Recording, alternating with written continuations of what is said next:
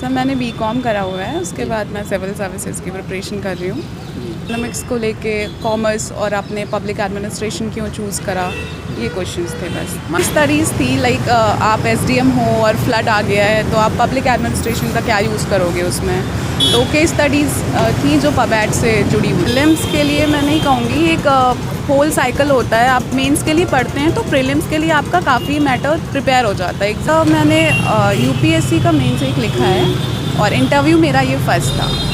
ये तो UP PCS की जो मेरी मेंस की प्रिपरेशन रही है वो ज़्यादातर कॉन्सेंट्रेटेड थी सिलेबस को तैयार करने में। सिलेबस को अच्छे से देखिए, प्रीवियस ईयर क्वेश्चन पेपर्स अच्छे से देखिए, आपको एक रफ आइडिया मिल जाएगा जहाँ ज़रूरी होते हैं। आपको पता होना चाहिए आप 3 घंटे में किस हैंड राइटिंग के साथ और कितना लिख रहे हो। एसडीएम हो और कहीं आपको रात को 12 बजे किसी बीहड़ इलाके में जाना है तो आप क्या अप्रोच होगा, आपके मामा पापा मना कर देते हैं तो आप क्या करोगे, फ्रेंड्स को क्या बोलोगे, तो ये इस टाइप के क्वेश्चंस थे सर। इसी क्वेश्चन को मैं रिप्लाई दे दीजिए, आपने क्या कहा प्लीज़। सर मैंने बोला कि मैं उन्हें डायरेक्टली बता दूंगी कि ऐसा है, लास्ट पापा मम्मी नहीं तैयार हैं। प्रीवियस क्वेश्चन पेपर सिलेबस यही आपका गाइड है, आप इसे यूज़ करें।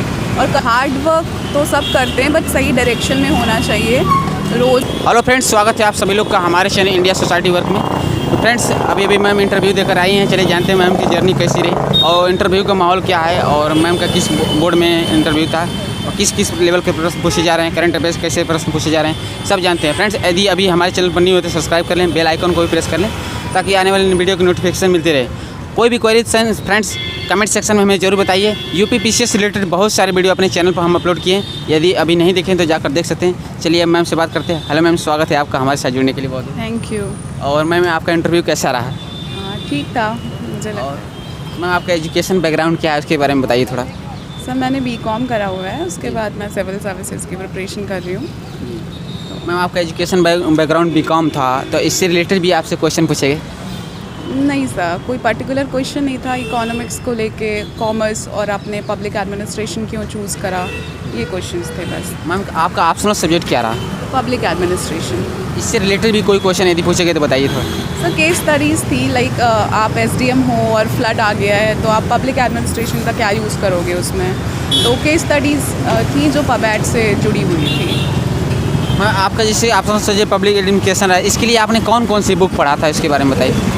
सर मैंने वही जो टॉपर्स की बुक होती हैं वही पढ़ा था, बाकी कोचिंग नोट्स थे उनकी समरी बनाई थी या अपने खुद के 3-4 कोचिंग मटेरियल यूज़ करके उनकी समरी बनाई थी, तो ये मैंने करा था। मैम इसके लिए प्रीलिम्स के लिए आपने आपको कैसे प्रिपेयर किए थे? सर प्रीलिम्स के लिए मैं नहीं कहूँगी, एक होल साइकिल होता है। आप मेंस के लिए पढ़ते हैं तो प्रीलिम्स के लिए आपका काफ़ी मैटर प्रिपेयर हो जाता है। एग्ज़ाम के 1 मंथ पहले अगर आप फैक्ट्स पे थोड़ा ध्यान दे दें तो प्रीलिम्स प्रिपेयर हो जाता है सर। एक इससे पहले भी कोई आपने यूपीएससी या पीसीएस मेंस लिखा है तो कितने टाइम से लिख रहे हैं, कितने बार से दे रहे हैं, और इंटरव्यू दिया है तो कितने बार दिया, इसके बारे में बताइए। सर मैंने यूपीएससी का मेंस एक लिखा है और इंटरव्यू मेरा ये फर्स्ट था।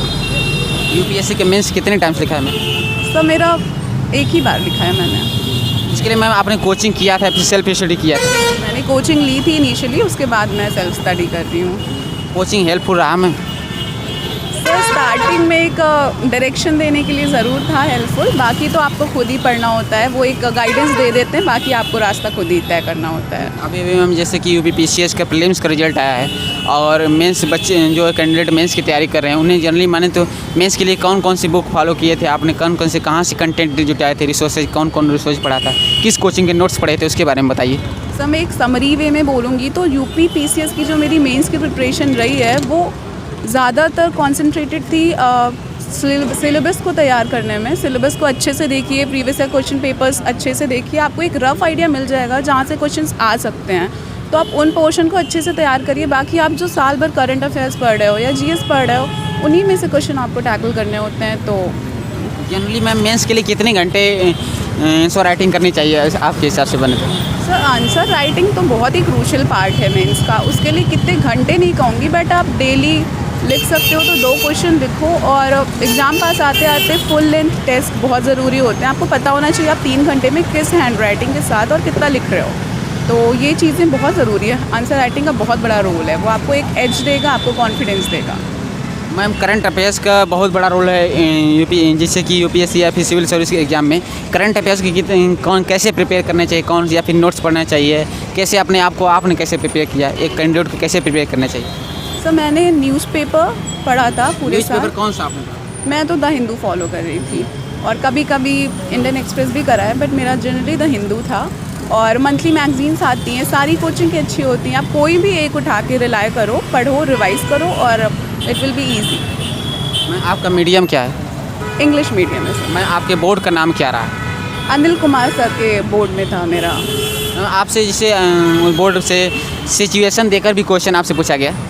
हाँ सर बिल्कुल, सिचुएशन बेस्ड 3 से 4 सवाल थे जी। और अच्छा था काफ़ी एक्सपीरियंस। उस क्वेश्चन क्या रहा है मैम, थोड़ा बताइए जी। सर एक तो फ्लड वाला जो मैंने आपको बताया कि फ्लड आया हुआ है, एक था कि आप एसडीएम हो और कहीं आपको रात को 12 बजे किसी बीहड़ इलाके में जाना है, तो आप क्या अप्रोच होगा, आप अकेले जाओगे या क्या करोगे।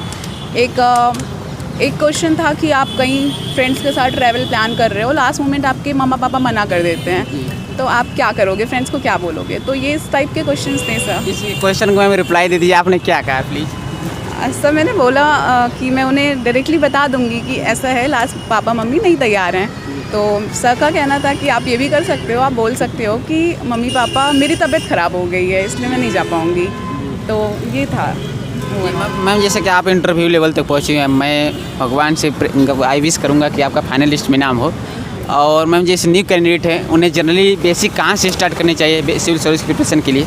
सर स्टार्ट जिसे भी करना है उसे डेफिनेटली सिलेबस के थ्रू स्टार्ट करना चाहिए। प्रीवियस क्वेश्चन पेपर की है इस जर्नी का, तो उसे मत मिस करें। मैंने शायद कुछ टाइम करा उस चीज़ को मिस, इसलिए मैं बता रही हूँ कि प्रीवियस क्वेश्चन पेपर सिलेबस यही आपका गाइड है, आप इसे यूज़ करें। और कंटेंट तो ऑनलाइन ऑफलाइन सब जगह अवेलेबल है, तो आपको कहीं से भी मिल जाएगा। अभी के टाइम पे कंटेंट का इशू नहीं है, आप डायरेक्शन सही पकड़ें। मैम इससे पहले मॉक इंटरव्यू भी दिया इंटरव्यू देने से पहले? हाँ जी सर, मॉक इंटरव्यू दिए हैं मैंने। किस संस्था में दिया उसके बारे में? सर मैं लखनऊ से हूँ, तो वहाँ पे रेस IAS, आकार IAS, वैद IAS या ध्येय थी, मैंने ऑलमोस्ट 6-7 मॉक दिए थे। वो मॉक इंटरव्यू में आपके हेल्पफुल रहा और कैसे हेल्पफुल रहा, तो उसके बारे में बताइए कि किस प्रकार आपके इस इंटरव्यू में हेल्पफुल रहा?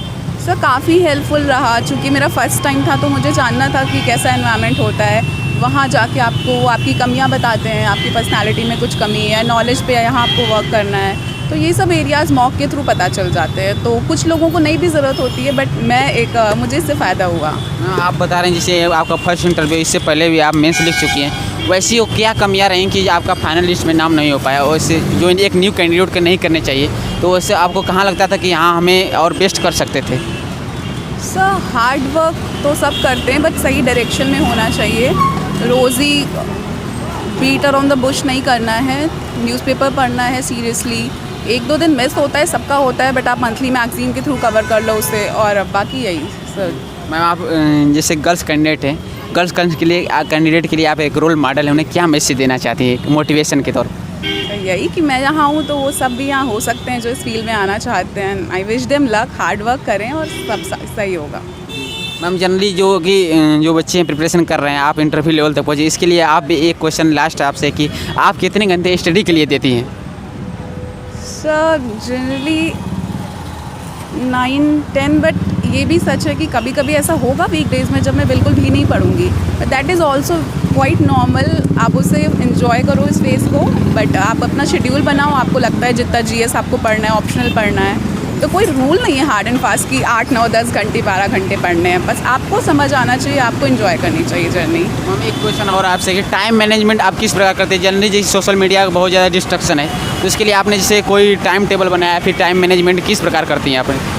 सर मेरे प्लान्स बहुत ही अच्छा मेरे लिए फ़ायदेमंद रहा है कि मैं प्लान पहले से कर लेती हूँ मुझे क्या क्या पढ़ना है। स्पेशली एग्ज़ाम टाइम जब पास आता है तो मेरा बहुत ही स्ट्रिक्ट एक टाइम टेबल होता है, जैसे ब्रेक टाइम भी होता है, और बट एक फ्रेम लाइन होती है कि मुझे इतने टाइम तक ये कवर कर लेना है। तो सर ये बहुत हेल्पफुल रहेगा। आप फिर अपने फ्री टाइम में सोशल मीडिया यूज़ करें, कोई दिक्कत नहीं है, बट आपका स्टडी टाइम है उसमें स्टडी करें, और थोड़ा इधर उधर होता है, चलता है सबका। थैंक यू मैम, हमारे साथ जुड़ने के लिए बहुत बहुत धन्यवाद। Best of luck, have a nice day. Thank you, same to you.